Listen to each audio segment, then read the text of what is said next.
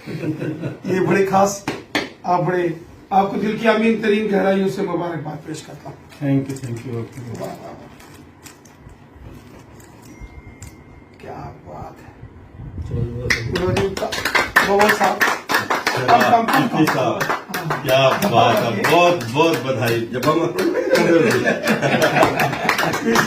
मनियाल साहब, चिश्ती साहब को क्या बात, माया नाज देता है, माया नाज देता है, क्या बात।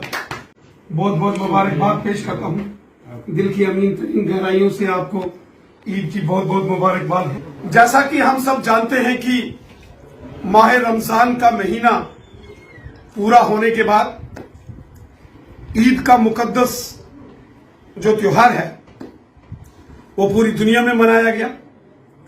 हमारे मोहतरम जनाब मोहम्मद रफीक चिश्ती साहब, जो भारतीय जनता पार्टी के बहुत ही मायानाज लीडर हैं और डिस्ट्रिक्ट पुंछ के बीजेपी के डिस्ट्रिक्ट प्रेसिडेंट के तौर पर इस समय काम कर रहे हैं।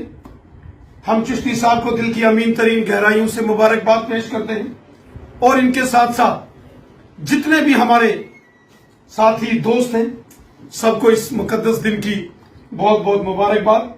ऊपर वाले से प्रार्थना करते हैं कि ऊपर वाले की रहमत सब पर बनी रहे और पूरे हिंदुस्तान में अमन शांति भाईचारा कायम हो और हमारा मुल्क हिंदुस्तान दुनिया का अजीम शान तरीके से और मजबूत हो, ऐसी हम सब लोग प्रार्थना करते हैं। और मैं एक बार फिर दिल की अमीन तरीन गहराइयों से मोहतरम चिश्ती साहब को मुबारकबाद पेश करता हूं।